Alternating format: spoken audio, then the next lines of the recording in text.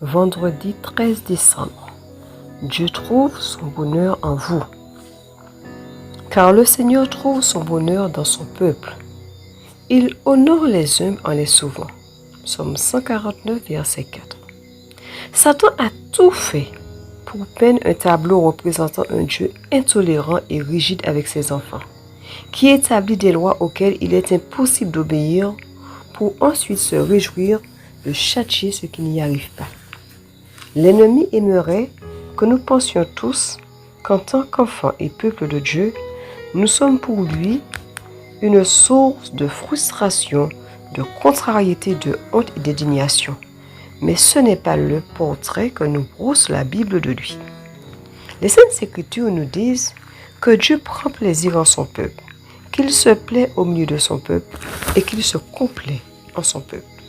Autrement dit, il ressent de la joie pour nous tous qui croyons en lui et qui avons confiance en sa providence. Dieu est heureux de savoir que nous sommes à lui. Ce contentement n'est pas dû au fait que nous soyons beaux ou purs, mais malgré le fait que nous soyons tout le contraire.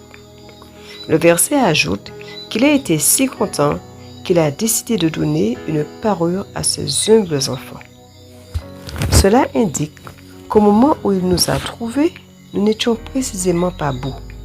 Qu'au moment où nous sommes venus à lui, il nous manquait un peu ici et un peu là. Mais même ainsi, nous avoir lui a procuré de la joie. Il nous donnera ce qui nous manque, le salut. Le salut fait pour nous ce que nous ne pouvons faire par nous-mêmes. Il nous donne ce que nous n'avons et ne pouvons obtenir autrement. L'idée d'un Dieu content de nous voir nous aide à comprendre qu'il prend plaisir à nous donner ses bénédictions, à nous épanouir et à nous soigner et bien sûr à nous sauver. Sa nature le prédispose à être bon envers nous. Il n'est pas fâché de ce que nous soyons pécheurs, mais sa colère est contre le péché. Il se souvient que nous sommes poussière. Psaume 103, verset 14. Aussi, nous traite-t-il toujours avec miséricorde. Dieu aime voir ses enfants croître spirituellement, en bonté, en persévérance, en patience, en consécration et en effort constant. Il est heureux de voir que ceux qui l'aiment, le craignent et le servent sont bénis abondamment. Ce que l'apôtre Jean désirait pour un frère qu'il aimait est identique à ce que Dieu désire pour vous.